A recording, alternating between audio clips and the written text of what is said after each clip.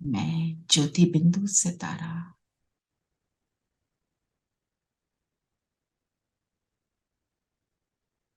दोनों भ्रिकुटियों के बीच चमक रहा हूं।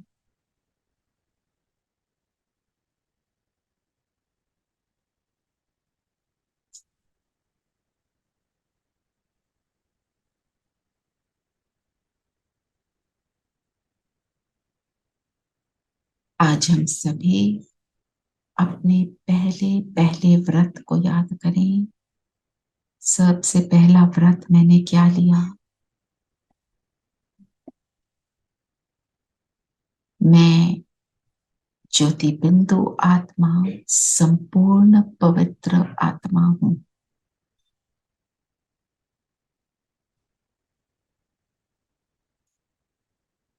ऐसे आत्म अभिमानी स्थिति में स्थित हो जाएं।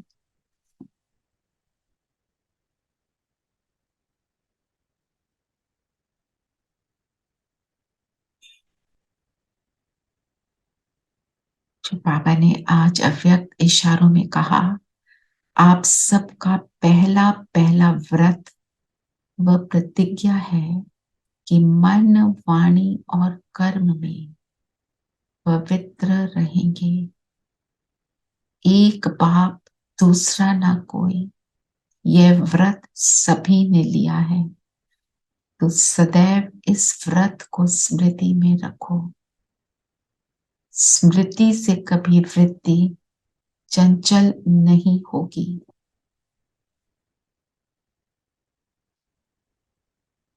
प्रवृत्ति, परिस्थिति व प्रकृति के कोई भी विघ्नों के वश नहीं होंगे।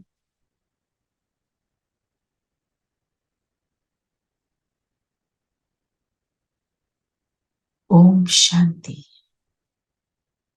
ओम शांति दीदी। शांति। ओम शांति दीदी। ओम शांति दीदी। ओम शांति बच्चों। ओम शांति आंटी। शांति। ओम शांति एवरीवन। जी, तो आज का जो स्लोगन है वो भी व्रत पर ही है। कौन सा व्रत? आत्म अभिमानी स्थिति का व्रत धारण कर लो तो वृत्तियां परिवर्तन हो जाएंगी। व्रत किसको कहते हैं?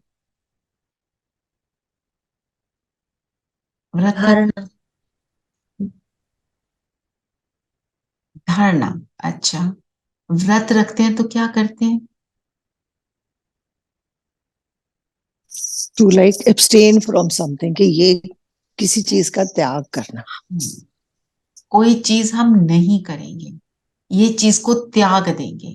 जैसे व्रत रखते हैं तो हम क्या कहते हैं? हम नमक नहीं खाएंगे, हम अन्न नहीं खाएंगे, है ना? किसी चीज को छोड़ते हैं। क्यों छोड़ते हैं? ताकि श्रेष्ठता को अपनाएं। और ये व्रत रखने की रस्म कहां से शुरू होती है? हमारे ब्राह्मण जीवन से।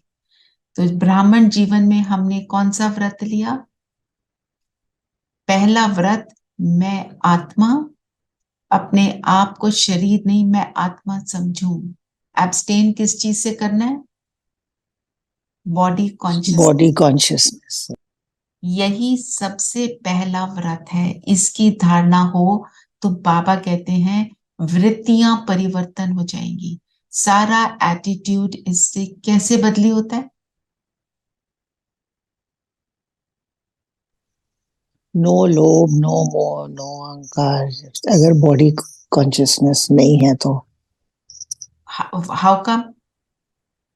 बिकॉज अगर मैं ही नहीं है, if there is no मैं, then all these will और उसको दूसरी तरह से कहें तो, जब मैं आत्मा हूं तो मैं सारे गुणों में ऑटोमेटिकली, तो वृत्ति मेरी बदल जाती है।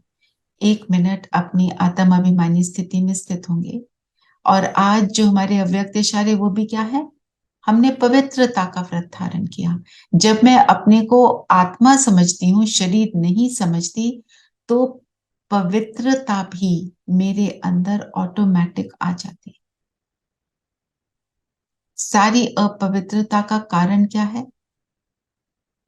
Body consciousness. क्यों?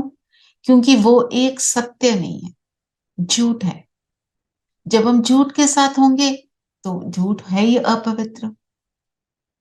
हम कहते नहीं बहुत झूठ बोलता है, हमें ये बिल्कुल अच्छा नहीं लगता, क्योंकि वो इम्प्योरिटी है।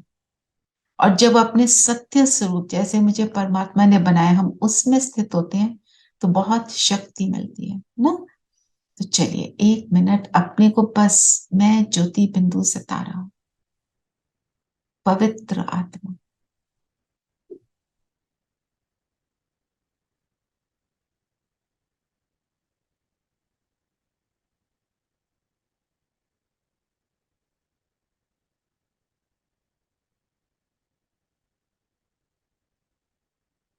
अपने प्रकाश को चारों ओर फैलता हुआ देखिए।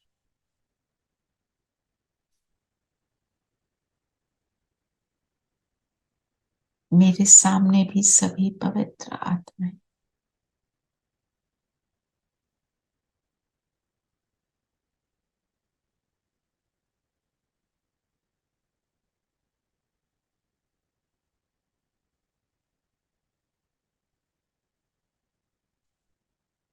और मैं पवित्रता के सागर की संतान, उसकी किरणों के शावर के नीचे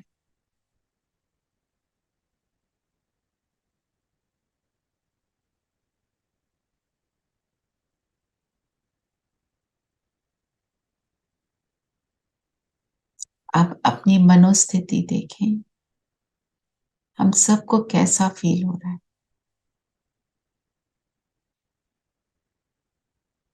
वैसे तो स्थिति बनी होगी, मुरली भी सुन ली आपने, शुरू भी हमने आत्माभिमानी स्थिति से किया। तो इससे हमारा पूरा नजरिया बदल जाता है, पर्सपेक्टिव पूरी तरह से परिवर्तन। क्योंकि हम अपने को जैसा देखते हैं दूसरे को वैसा देखते हैं, और जिस वृत्ति से हम दूसरे को देखते हैं उस वृत्ति से वो हमें देखता है। तो हमारे को अगर लगता है कि कोई आत्मा के साथ मेरा ऐसा है लेना देना कि वो मेरे साथ है ही नहीं, वो हमेशा मेरे को उल्टी दृष्टि से देखता है, तो हम अपनी चेकिंग करें, मैं उसको कौन सी दृष्टि से देखती हूँ, निरंतर कौन सी दृष्टि से। हमने 1 मिनट को सोच लिया ये बहुत अच्छे हैं बहुत अच्छे हैं, उसके बाद सारा दिन सोचा ये बेकार है, तो फिर वो हमको भी वैसे ही देखेंगे। और उसका सबसे इजी तरीका क्या है? मैं सितारा, मैं पवित्र आत्मा, ये भी पवित्र, full stop. Automatically full stop लग जाता है। और आप सबको पता हो आज बाबा मिलन है, तो वही हम सभी की वो जो क्लास होती है 5 से 6, बाबा मिलन कैसे करना है उसको अटेंड करेंगे। अपना एक संकल्प रखें कि मैंने कौन सा पुरुषार्थ किया, जब बाबा दृष्टि देंगे बाबा को बताना कितना हमने अचीव किया नहीं किया, और कोई अपनी कमी बाबा को देंगे और गुण लेंगे बाबा से, और पूरी साइलेंस में बैठेंगे, एंजॉय करें। ठीक है, चलिए जी। बताएं और बाबा ने क्या कहा।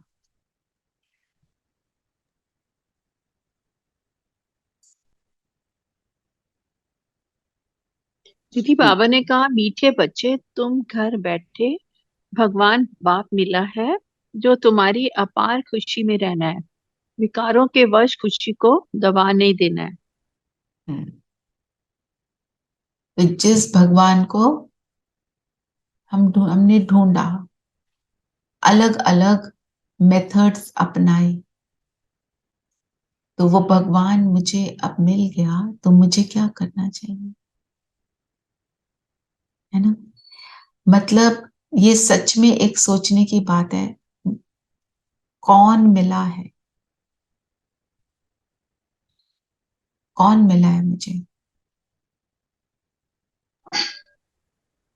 ऊंच से ऊंच परमात्मा, जिसकी खोज में सारी दुनिया है। हम्म विश्व का मालिक। हम्म जो हम द्वापर से ढूंढ रहे थे वो अब मिला है। हम्म। और उसको क्या कहेंगे? कौन है वो? हमारा सबसे पिता, प्यारा, हमारा पिता, सबसे परमात्मा, प्यारा, हमारा सबसे असली प्यारा पिता और जी। और प्यारा और न्यारा, सबसे प्यारा। और सब उसकी याद में खोए हैं जो बोल ही नहीं रहे हैं। हम्म।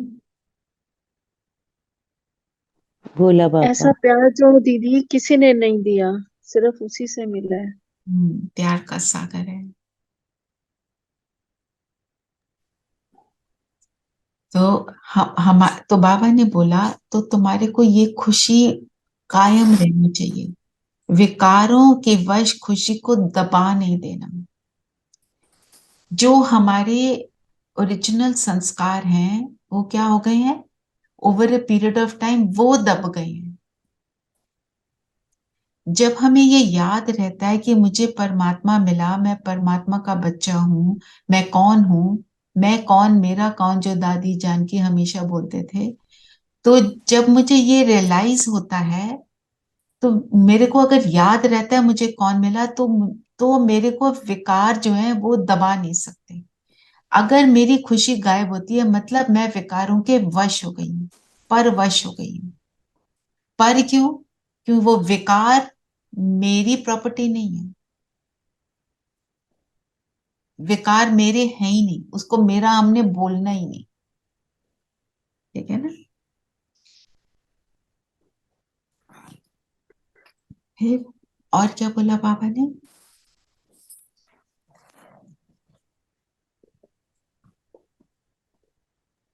लकी और अनलकी बच्चे, तो कौन है लकी? जो पुरुषार्थ करते हैं, फॉलो करते हैं, धारणा और करते हैं। धारणा करते हैं और आप समान बनाते हैं, हम्म, समान बनाने का एफर्ट करते हैं, है ना? और अनलकी कौन? जो दीदी सिर्फ सोते और और खाते पीते रहते हैं, एक दो खाते को पीते दुख रहते हो। देते रहते हैं, और देखो, पुरुषार्थ कमी होने के कारण वो अनलकी बन जाते क्योंकि खाते पीते सोते हैं तो वो दुख कैसे देते हैं? अगर वो बाहर, तो उनको दुख देना उनका कोई दिखाई नहीं देता, उनको भी लगता है कि हम तो किसी को दुख नहीं दे रहे। हम दुख कैसे देते हैं? अपने संकल्पों से भी दुख देते हैं। जब हम व्यर्थ में जाते हैं, हम वातावरण को कमजोर बना रहे हैं, अर्थात दुख के वातावरण में सहयोगी बन रहे हैं। किसी की गलत बात में हाँ मिलाते हैं तो भी हम दुख का कारण बनते हैं। किसी के बारे में सोचते हैं ये ऐसा वैसा, तो हम उसको भी दुख देते हैं और वातावरण में भी दुख फैलाते हैं। इसीलिए बाबा ने बोला खाते पीते सोते, मतलब ये थोड़ी है वो सारा टाइम खाते पीते सोते हैं। ज्ञान से सोए हुए हैं, कुंभकर्ण की नींद सो रहे हैं, अज्ञानी बने हुए हैं, है ना? और लकी के साथ बाबा हमारे लिए कई बार शब्द यूज करता है, सितारे। और आज बाबा ने क्या बोला? तुम हो लकी सितारे। सितारे लोग क्या कहते हैं, देवताओं को क्या बोलते हैं? वो आकाश में है, ऊपर है। तो सितारे भी ऊपर होते हैं और वो रोशनी होती है उनमें। तो हम जब हमारे में ज्ञान की रोशनी है और हम ऊंच की स्थिति में हो जाते हैं, तो हम लकी सितारे हैं। मेरी स्थिति जब ऊंची तो मैं लकी सितारा, जब मेरी स्थिति ऊंची नहीं तो मैं लकी सितारा नहीं, तो मैं भी अनलकी की लाइन में आ जाती हूँ। तो मेरे को अपने ऊपर कितना पावरफुल अटेंशन देना है, और पावरफुल अटेंशन रखने के लिए क्या चाहिए, क्या करना चाहिए?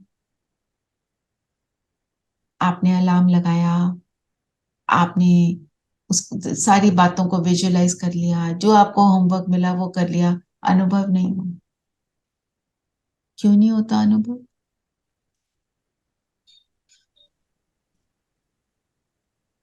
व्यर्थ से नहीं छूटते। व्यर्थ से नहीं छूटते। पुरानी बातों में चले और जाते हैं। वही हमारे को योग की शक्ति भी चाहिए, हमारा बैठक योग भी होना चाहिए। जब तक बैठक योग नहीं है तो वो पावरफुल स्थिति नहीं बनती। चलते फिरते योग बहुत जरूरी है, पर जब तक बैठक योग नहीं है तो चलते फिरते योग नहीं लगेगा, होएगा ही नहीं। जब जब आपको कुछ भी उल्टा संकल्प आए, बाबा फील करो उसकी लाइट मुझ पर है, आप उसको कर पाओगे, है ना। क्योंकि ये टाइम ही ऐसा है, टेस्ट पेपर का टाइम है, लास्ट बर्थ है मेरा। बस हर घड़ी, मुरली में भी आज हर घड़ी क्या है, अंतिम घड़ी। अब नहीं तो कब नहीं, बस इस चीज को हमें याद रखना है। क्योंकि अभी जब बात हो रही थी, एक प्रोग्राम है समर्पण का, ओआरसी में बहनों के समर्पण होते हैं ना, जो 5 साल तक अपनी सेवाएं दे देती हैं, फिर उनका समर्पण समारोह होता है। तो कल बात हो रही थी, शायद ये लास्ट समर्पण समारोह, क्योंकि वो नगाड़ा बज रहा है विनाश का। आपके सामने पेपर बड़ा आया है अगर, तो समझ लो विनाश का नगाड़ा जोर से बजना शुरू हो गया, और उसके साथ साथ प्रत्यक्षता का नगाड़ा बज रहा है। भगवान प्रत्यक्ष हो रहा है। मुझे तो ऐसे लगता है प्रेसिडेंट का ओआरसी में आना भी प्रत्यक्षता है एक तरह से। जी लोगों दीदी। लोगों को मैसेज जा रहा है, लोग पूछ रहे हैं ये क्या है, व्हाट डिड शी से इन द एंड, उसने ऐसा कहा। तो सबको अनुभव होता है ना। और बताओ, और क्या कहा बाबा ने?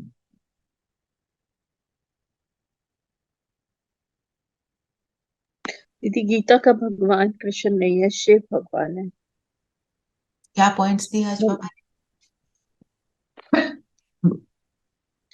गीता को ही खंडन किया है। गीता श्री कृष्ण साकार देवता ने नहीं गाई है। श्री कृष्ण ने राजयोग नहीं सिखाया है। वह श्री कृष्ण द्वारा आदि सनातन देवी देवता धर्म की स्थापना भी नहीं हुई है। श्री कृष्ण को होल्ड ऑन होल्ड निराकार ऑन होल्ड ऑन, रेणु बहन just hold on.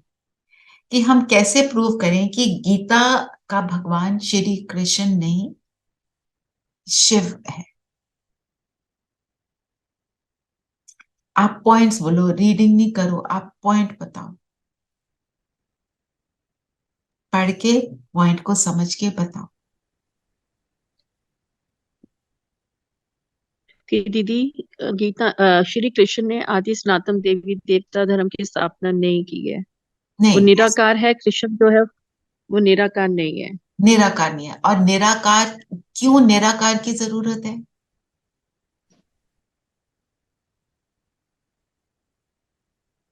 Why do we need? जो जो जन्म मरण में आएगा वो ऊपर आत्मा नीचे होगा, वो भी संपूर्ण पवित्रता निराकार में होगी। संपूर्ण पवित्रता निराकार में होगी। कल भी बाबा ने बोला, मैं ऊंच से ऊंच इसलिए हूं क्योंकि मैं ज्योति बिंदु हूं, ज्योति बिंदु ही ऊंच से ऊंच हो सकता है। क्यों? राइट, एक तो वो जन्म मरण में नहीं आता। और बताओ। स्टेबिलिटी। स्टेबिलिटी रहती है। ओके। दीदी वो उच्च स्थिति में है। वो कभी ऊपर से नीचे नहीं आता। बाकी जो कृष्ण है उसने चाहे वो सतयुग में आया, लेकिन जन्म लेते लेते लेते कलयुग तक तो उनकी भी स्थिति काफी गिर गई। तो वो दूसरी, हाँ जी, स्थिति निराकार का भी फर्क। हाँ जी बोलो आरती बहन।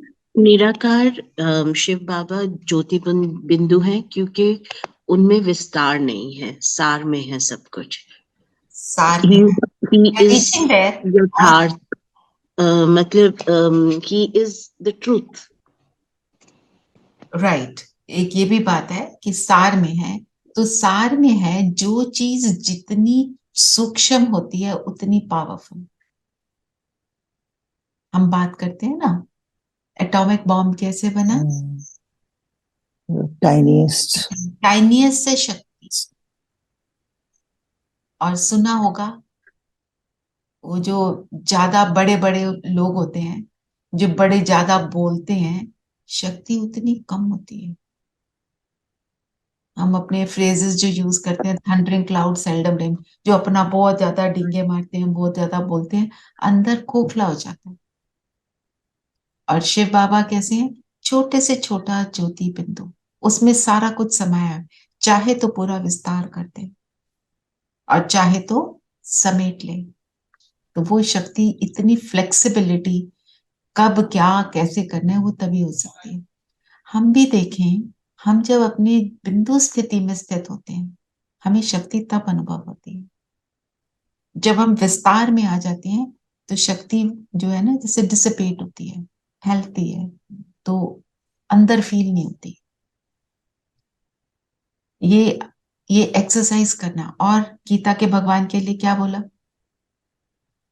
दीदी भगवान शिव तो कर्म में भी नहीं आते ना, कर्म में भी नहीं वो आते। कर्म में कोई कर्म है ही नहीं उनका, ना कर्म है ना उनका विकर्म, कोई भी कर्म नहीं है। और तो कृष्ण जो है कर्म वो सृष्टि में नहीं आते, सृष्टि पर आकर पाठ अपने शरीर के द्वारा नहीं बजाते।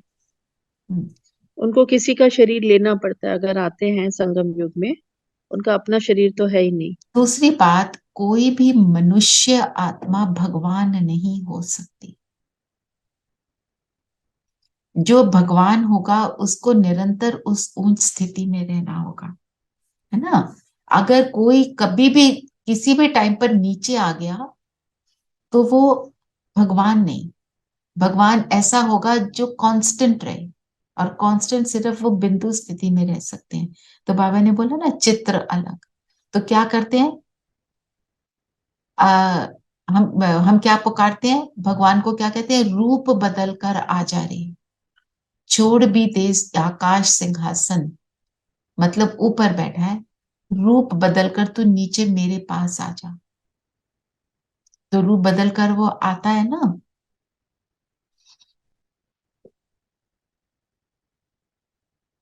हम्म।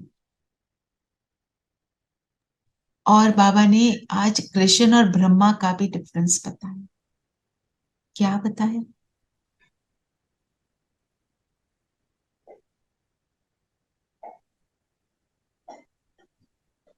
कोई कृष्ण को सृष्टि को रचने वाला नहीं कह सकते। रचने वाला वो कौन तो है? बच्चा ही है। वो बच्चा है। और ब्रह्मा तो अडॉप्ट मुख वंशावली से हाँ, ब्राह्मण पूरा वंश क्रिएट करते हैं। वो हाँ, ब्राह्मण ब्रह्मा के ब्राह्मण को। मुख से दीदी ब्राह्मण रचे गए हैं ना, ब्रह्मा के मुख से, कृष्ण के मुख से थोड़ी ना ब्राह्मण रचे गए हैं। तो बाबा क्या कहते हैं? मुझे नई सृष्टि को रचना है। अगर मुझे नई सृष्टि को रचना है,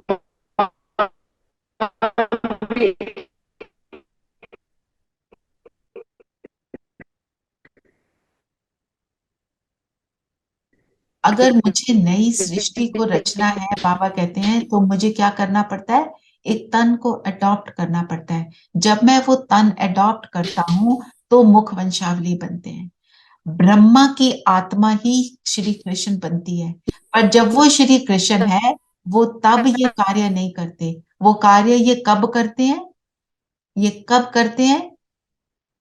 संगम युग पर, जब ट्रांसफॉर्मेशन का समय है। जब कृष्ण जन्म लेते हैं, वो ट्रांसफॉर्मेशन का समय नहीं है, वो प्रारब्ध को भोगने का समय है। ठीक है ना। हाँ Sippy, you want to say something? आप अपने को अनम्यूट करो, और आपकी आवाज ब्रेक हो रही है।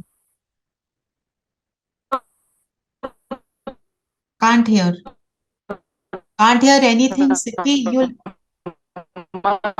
बनते हैं ना, so why? I can not here you. You'll have to check your network or write down, or go in a place where your network is working better. दीदी ये भी कह सकते हैं कि ब्रह्मा जो है वो पुरुषार्थ करते हैं और प्रारब्ध जो है वो कृष्ण को मिलता है। हाँ, कृष्ण के रूप में उन्हें ही प्रारब्ध मिलता है। प्रारब्ध मिलता है सतयुग में। हम्म, हम्म। तो कृष्ण की महिमा अलग, मतलब वी हैव टू अंडरस्टैंड। आप किसी को बोलते हो जी ये डॉक्टर है, ये इंजीनियर है, तो इंजीनियर को आप डॉक्टर नहीं बोलोगे, बाबा, आप हाँ जी Sippi. Can you hear me yes, now? हाँ हाँ बोलो। ओके। अब फिर से आवाज नहीं आ रही है। I can't hear Sippy. चलो जब तो आपका नेटवर्क बेटर होगा then we'll take up the point that you want. दीदी शी इज आस्किंग कि it is the same soul ना, ब्रह्मा और कृष्णा हाँ की हाँ, सोल तो same it is the same. Yes yes. चलो आगे और बताओ। और एक बहुत इंपॉर्टेंट पॉइंट बाबा ने कृष्ण ने राजयोग नहीं सिखाया और कृष्ण, हाँ राजयोग, देवी देवता धर्म की स्थापना नहीं की। हाँ वो राजयोग नहीं सिखलाया। क्यों? उस टाइम पे उसकी जरूरत ही नहीं है जब वो आते हैं। राजयोग कब सिखलाएंगे? जब उसकी जरूरत है, जो कि अभी है। और बताओ।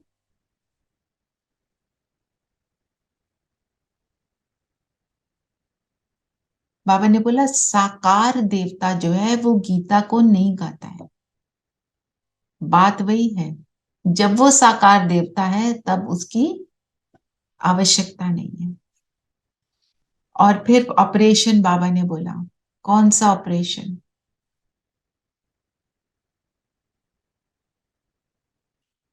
आईज का, आंखों का।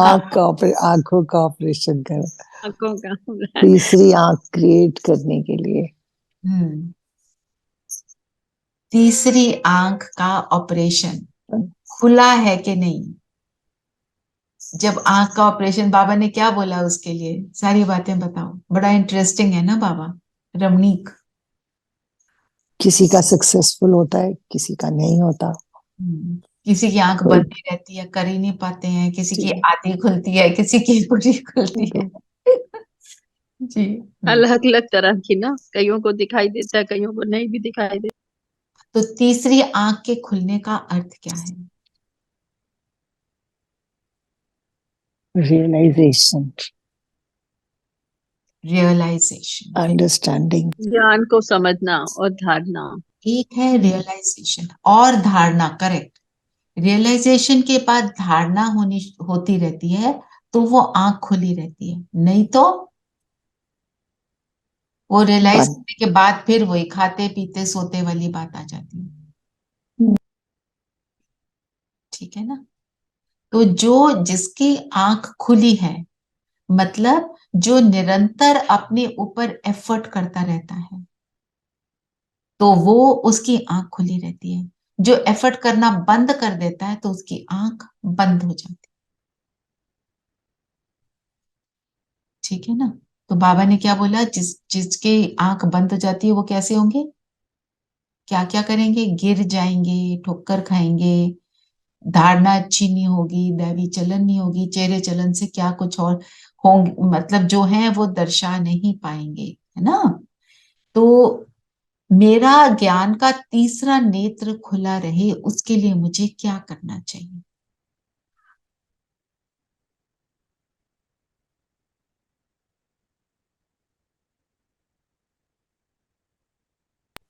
मनन चिंतन, ज्ञान का, ज्ञान की धारणा। मनन चिंतन ज्ञान का और धारणा। धारणा के लिए आप क्या करोगे? आपने मनन चिंतन किया, पर दैट इज नॉट इनफ। बुद्धि का विलास बहुत हो गया। फिर उसके बाद क्या करना है? जो पॉइंट को मनन चिंतन किया उसका स्वरूप उस दिन बनना है। उसको पूरे दिन। ठीक है ना? दीदी आपने उसको एक बार बार चीज पूरे दिन आप में उसको। रिवाइज करना है। ठीक है ना? आपने जो बाबा कहते हैं ना, अमृत वेले मेरे से वरदान लेते हैं, पर क्या करते हैं? उसको रिविजन का जल नहीं डालते, तो वो फलीभूत नहीं। Same thing. अब बाबा ने हमारे को पूरी मुरली हमारे लिए चलाई है, और मुरली में इतनी सारी बातें बताई हैं। जो मेरे साथ लगती है मैं उसको करूं ना। यहाँ पे हम डिस्कस करते हैं कि हमें क्या करना चाहिए, फिर हम में से कहीं करते हैं और फिर कहीं नहीं कर पाते। जो करता है वो फिर बनता है। तो ये है ज्ञान के तीसरा नेत्र हमारा खुला रहे, सारे कर्म करते हुए खुला रहे। जैसे आज अमृत वेला के लिए है ना, विजय का तिलक लगाओ और सारा दिन उसको याद रिवाइज करते करो रहो, रिवाइज करते रहो। सारी बातें उसके, क्योंकि क्या है ना, हम 8 बजे तक तो अपना अच्छे से मनन चिंतन भी हो गया, बाबा से मिल भी लिए, योग हो गया, सारा कुछ हो गया, पर उसके बाद हम कितना कर पाते हैं डिपेंड्स ऑन दैट।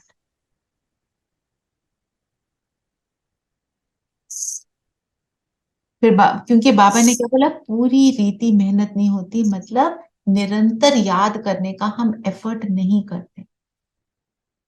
चलो, और क्या बोला बाबा ने? यदि आत्मा परम धाम से ही आती है, ये लोगों का कहना है कि वो स्वर्ग से आती है आत्मा। तो आत्मा जो बेसिकली है वो परम परम धाम धाम से ही नीचे उतरती है। परम धाम से नीचे उतरने का अर्थ क्या है? क्योंकि परम धाम में हम कैसे हैं?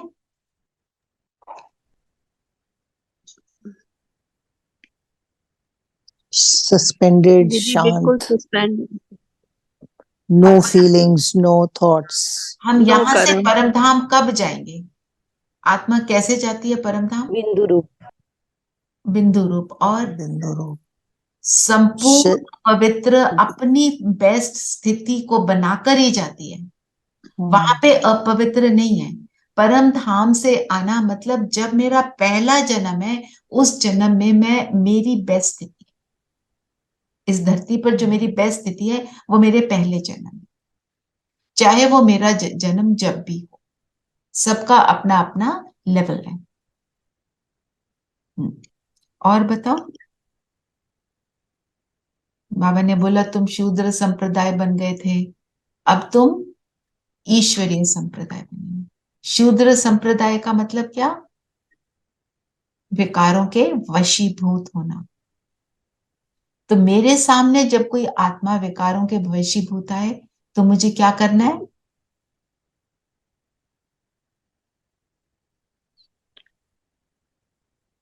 उस आत्मा के लिए क्या करना चाहिए मुझे?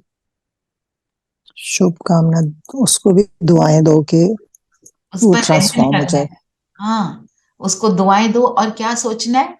ये परवश आत्मा है, और क्योंकि ये परवश है, ये जो कर रही है अपने हिसाब से करेक्ट कर रही है, इट्स ओके। अब वो परवश आत्मा है, आप उसको समझाने की कोशिश करते हो, वो नहीं सुनती, तो उसको बाबा क्या कहते हैं?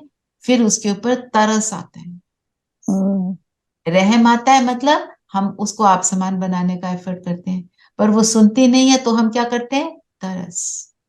तो मेरे को अभी 2-3 दिन पहले किसी से फोन पे बात हो रही थी, उन्होंने कहा मेरे घर वाले बाबा को बहुत उल्टा सीधा बोलते हैं, मुझे बहुत दुख होता है, भगवान को ऐसे कैसे बोल सकते हैं? भावना को बिल्कुल हम समझती हूँ, हम सब समझते हैं, पर हमें क्या याद रखना है? वो परवश आत्मा है, वो नहीं सुन रही है, तो उसके ऊपर तरस। तरस का क्या मतलब? वो जो भी कर रही है, मैं उसकी बातों से इफेक्ट नहीं होती, तो मैं तरस की स्थिति में आ सकती हूँ। मेरे को इफेक्ट नहीं होना, मेरे साथ बाबा है, उस बेचारे के साथ नहीं है। और बाबा आता भी है तो वो उसको पहचानता नहीं है। ठीक है, तो उस स्थिति में हमारे को अपने आप को कैसे स्टेबल रखना है, इसलिए मैंने शेयर किया, क्योंकि मुझे लगता है ऐसी बातें आती हैं सबके लाइफ में।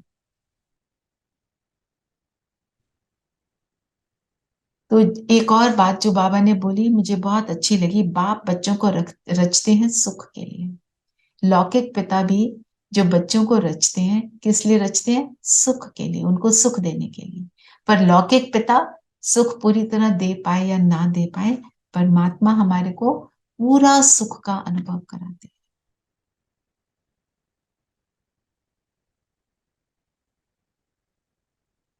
अच्छा, फिर बाबा ने क्या बोला? दीदी गीता। अब ये अंतिम जन्म है, ये भी बोला ना, घड़ी घड़ी बुद्धि में रहना चाहिए कि 84 जन्मों का चक्र लगाकर अभी हमारा अंतिम जन्म। अंतिम जन्म में जो कहा ना कि हर घड़ी अंतिम घड़ी।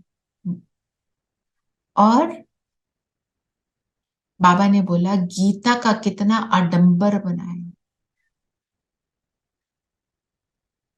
कैसे आडंबर बनाए?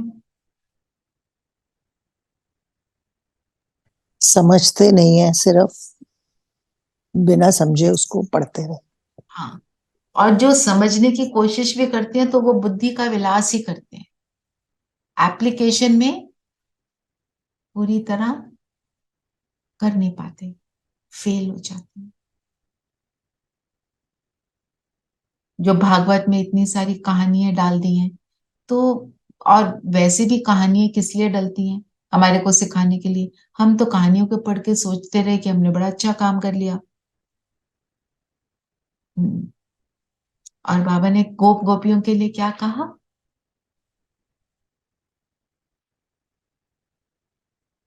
वहां प्रिंस प्रिंसेस खेल पाल करते हैं, तो प्रिय नाम गोप गोपियां रखती है। गोप गोपियां सुनकर ही आप सोचो, मैं गोपी हूं, कैसा लगता है? आज ये सोमान में अच्छा, अच्छा लगता है कि मैं गोपी हूँ, मैं किसकी मुरली पर रास करती हूँ? भगवान की। परमात्मा की, ईश्वर की। गोपियां क्या करती थी? उस अति इंद्रिय सुख में रहती थी। और उद्धव क्या था? ज्ञानी। तो उद्धव को बोला कि इनके साथ रहो। जब उद्धव ने उनका देखा, प्रेम देखा, तो कहता ये मेरे अंदर ये है ही नहीं। सिर्फ बुद्धि विलास से काम नहीं चलेगा, वो प्रेम जब तक नहीं उमड़ेगा। तो जब मैं गोपी हूं, मैं परमात्मा की दीवानी हूं। तो फिर बाबा ने हमारा अटेंशन क्या खिंचवाया? मन मना भव, मुझे याद करो, स्वर्ग को याद करो, चक्र को याद करो। चक्र को याद करना अर्थात चक्र में हम क्या याद करते हैं? देवी देवता स्वरूप। मतलब और बताओ, उसको आगे बढ़ाओ। कि हम ही देवी देवता थे, और देवी देवता कोई आसमान में नहीं रहते, यहीं रहते हैं, और हम वो बन रहे हैं, और हम ट्रांसफॉर्म, और नई दुनिया रच रही है, सतयुग आने वाला सिर्फ है। देवी सो ऑल देवता दिस नहीं, कम्स। हम पांचों स्वरूप देखते हैं ना। पांचों स्वरूप में हम अपने आप को कौन सी स्थिति में देखते हैं? श्रेष्ठ, श्रेष्ठ संस्कारों वाली स्थिति में। जब उसको याद करते हैं तो श्रेष्ठ संस्कार जो है वो हमारे इमर्ज हो जाते हैं। बाबा ने ज्ञान के लिए शब्द क्या यूज किया? मीठा ज्ञान। मीठा कैसे? अपना संकल्प। मीठे मीठे बाबा से कनेक्ट करवाता है, मीठे बाबा की सारी ऐसे गुडनेस से मिलाता है। तो हमें क्या बनाता है? हमें भी मीठा बनाता है। और दुनिया को, पूरी दुनिया को मीठा बना देता है, मीठा बनाता है। हर चीज मीठी हो जाती है, सुंदर, जो कहते हैं बाबा खीर शाह सागर। और बाबा सुख देने वाला है ना, सुख, मीठा ज्ञान सुख देने वाला है। सुख देने वाला है जी, एक्यूरेट। तो बाबा ने अपने लिए क्या शब्द यूज किया आज? उस्ताद। उस्ताद कौन होता है? सिखाने वाला, जो सुख देने वाला होता है पढ़ाने, उसको साथ कहते हैं। उस्ताद किसको कहते एक्सपर्ट, हैं दुनिया में? एक्सपर्ट, एक्चुअली जो हाँ एक्सपर्ट, निपुण हो जो किसी अपनी हाँ, अपनी कला ज्ञान, में अपनी कला में माहिर हो, माहिर। परफेक्ट हाँ, परफेक्ट। परफेक्ट ना। तो उस्ताद में क्या क्षमता होती है? जो काम, जो जिस चीज का वो उस्ताद है, उसके जैसा और कोई नहीं। तो जिसके लिए बाबा ने कहा एक तरफ है 21 जन्मों का सुख देने वाला उस्ताद, दूसरी तरफ है दुख देने वाला रावण, उसे भी रावण। उस्ताद कहते हैं। उससे भी उस्ताद कहते हैं, क्योंकि वो अपने काम में माहिर है। तो हमने चूज करना है मैं दीदी कौन वो सा। रावण दुख देने में उस्ताद है, और परमात्मा जो है वो 21 जन्मों का सुख देने में उस्ताद है। उस्ताद। तो 21 जन्मों का सुख देने वाला उस्ताद आज बाबा को, आप सोचो कि वो मीठा ज्ञान देने वाला उस्ताद मुझे मिला है, इस सोमान में रहेंगे। और उस उस उस्ताद का के साथ आज मेरा इस साकार दुनिया में मिलन है। तो उससे मिलन उस स्थिति में, और मैं उसकी कॉपी हूं। वो मेरा उस्ताद मीठा ज्ञान सुनाकर मुझे मीठा बनाता है, और मैं उसके मीठे ज्ञान की दीवानी कौन हूं? उसकी कॉपी हूं। ऐसे इस संकल्प को चलाना, हर घंटे में बार बार अपने आप को इस स्थिति में स्थित करके उसको फील करना, बहुत सुख मिलेगा। अपने चिंतन को चलाना, ठीक है।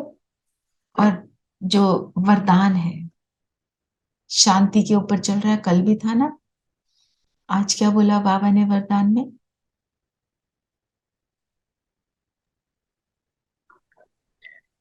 शांति की शक्ति द्वारा सर्व को आकर्षित करने वाले मास्टर शांति देवा भव। आप सोचो 1 मिनट के लिए, मैं जैसे जैसे बोलती हूँ आप सोचते रहो कि मैं निरंतर शांति में हूं। कुछ हो रहा है, मैं बिल्कुल शांति में हूं। मेरे से शांति की किरणें सबको मिल रही है।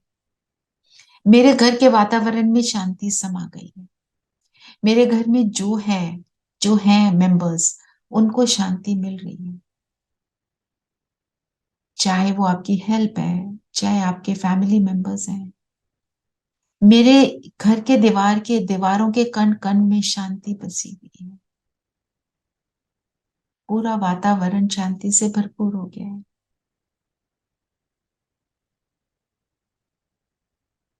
और अब अनुभव करो कि जो भी आत्माएं अशांत हैं, वो सब इस वातावरण में समा रही हैं, आ रही हैं।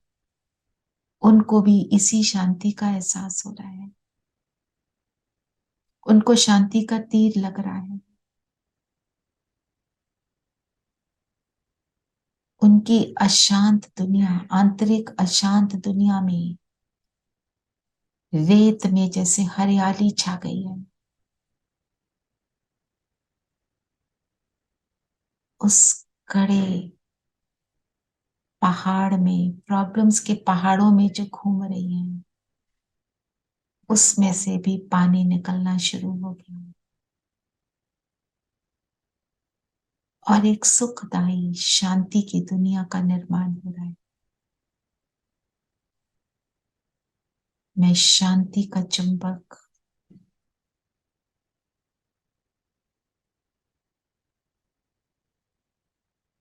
मैं मास्टर शांति देवा हूं।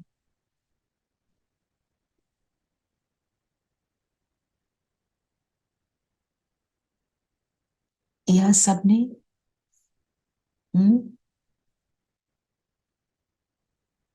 इसको यूज करना, ठीक है।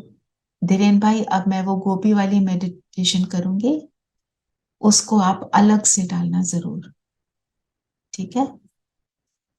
चलिए,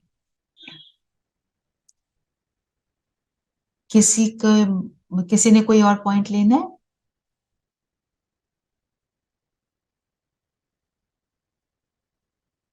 चलो फिर योग करते हैं दोबारा। सब कंफर्टेबल होकर बैठेंगे।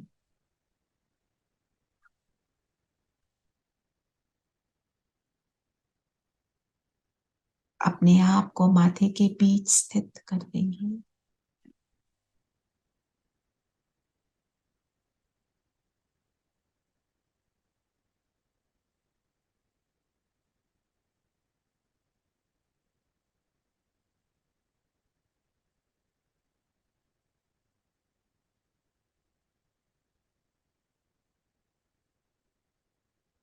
मैं ज्योति बिंदु सितारा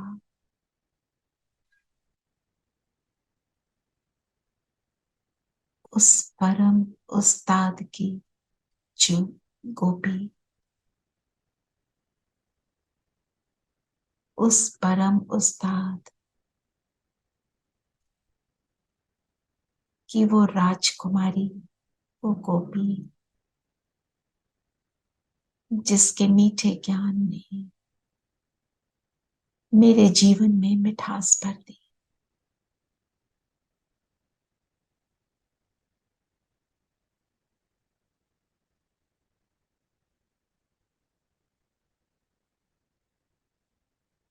मुझसे गोल्डन प्रकाश निकलकर चारों ओर फैलने लगा।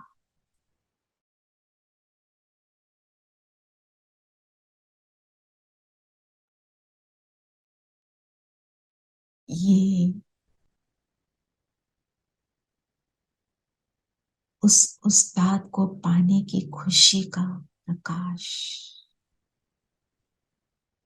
उसकी निरंतर याद का प्रकाश है, जिससे मेरा मन नाचने लगता है।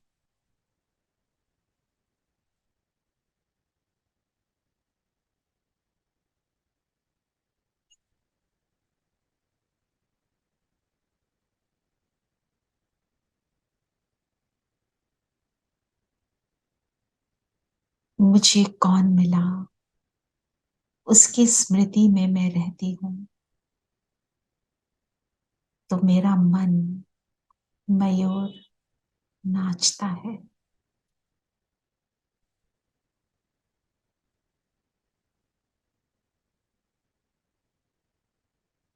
वो सुबह सुबह मुझे अपने प्रेम से रिझाता है। मीठी मुरली की धुन सुनाकर मुझे मोहित करता है, और बार बार हर क्षण हर कर्म में मेरा साथी बनकर मुझे विजय का तिलक लगाता है, अनुभव कराता है मैं उसकी राजकुमारी, उसकी सबसे प्रिय संतान हूँ। मेरे जैसा उसके लिए और कोई है ही नहीं। मेरा उस्ताद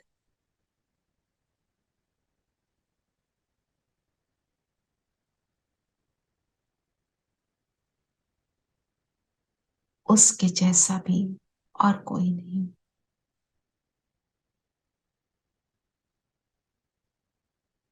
ले चलें अपने आप को स्वर्ग में, स्वर्ग की दुनिया में, स्वर्ग का नजारा देखें, स्वयं को कृष्ण के साथ रास करते हुए अनुभव करें। मैं ही वो गोपी हूँ जो कृष्ण के साथ रास कर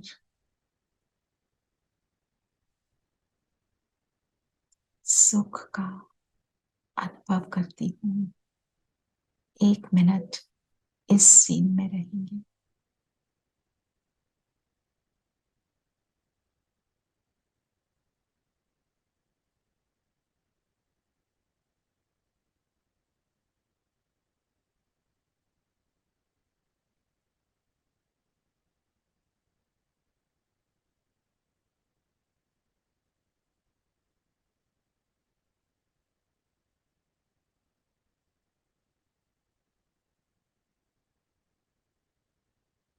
सुनहरी दुनिया के ये सुनहरे पल,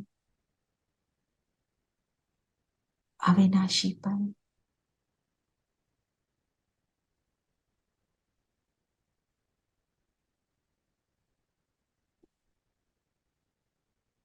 और अब यहां से प्रेजेंट में आ जाएं।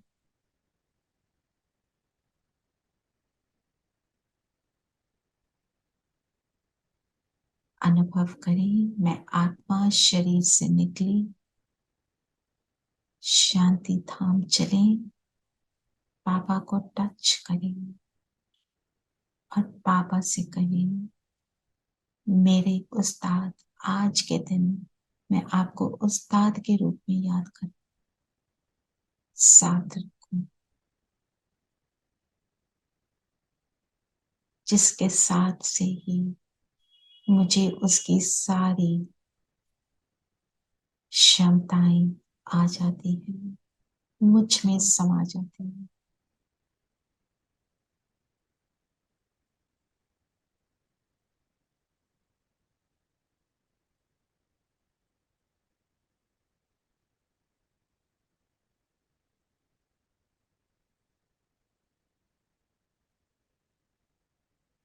और अब वापस अपने शरीर में आ जाएं। माथे के बीच मैं चमकती हुई मणि, मुरली की दीवानी, मीठे ज्ञान की दीवानी, उस उस्ताद की दीवानी मैं गोपी, इस स्वरूप में पूरा दिन बाप को, उस्ताद को साथी बनाकर रखेंगे और बाप मिलन का सुंदर अनुभव करेंगे। ओम शांति। ओम शांति दीदी। शांति। ओम शांति। ओम शांति। ओम शांति। ओम शांति।